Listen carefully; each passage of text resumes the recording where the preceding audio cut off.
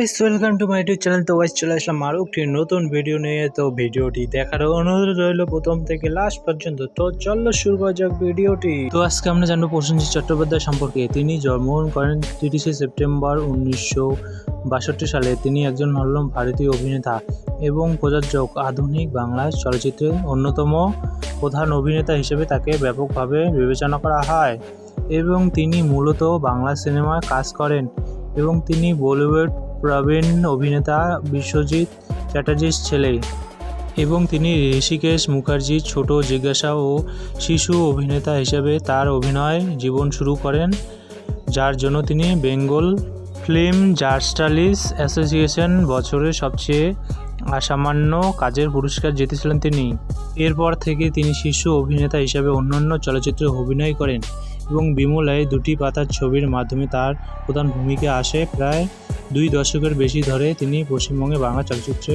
নায়ক হিসেবে শীর্ষস্থানে আছেন এবং প্রসেনজিৎ শিশু শিল্পী হিসেবে প্রথম অভিনয় করেন তার বাবা বিশ্বজিৎ পরিচালিত 1968 সালে মুক্তিপ্রাপ্ত ছবি ছোট জিজ্ঞাসাতে।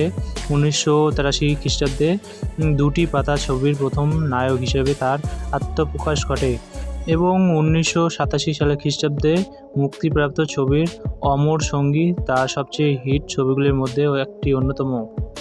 এবং প্রসেনজিৎ 1989 খ্রিস্টাব্দে ডেভিড ধাওয়ানের পরিচালক আধিয়া এবং 1991 খ্রিস্টাব্দে মেহুল কুমারের পরিচালক মিত মেরে মন কে বলে দুটি হিন্দি ছবিতে নায়ক হিসেবে অভিনয় করেন, কিন্তু কোনো ছবিতেই সফলতা লাভ হয় এবং প্রসেনজিৎ ঋতুপর্ণা ঘোষ পরিচালিত 19শে এপ্রিল উৎসব, চোখের বালি, ওসর খেলা এবং দ্য লাস্ট লিওন ছবিতে অভিনয় করেন। এইভাবে প্রসেনজিৎ চট্টোপাধ্যায়ের নানান ছবিতে তার আত্মপ্রকাশ ঘটে। তো গাইজ আজকের ভিডিও এতটুকু। ভিডিওটাকে ভালো লাগলে লাইক কমেন্ট শেয়ার অবশ্যই করবেন আর আমার ইউটিউব চ্যানেলকে সাবস্ক্রাইব করবেন।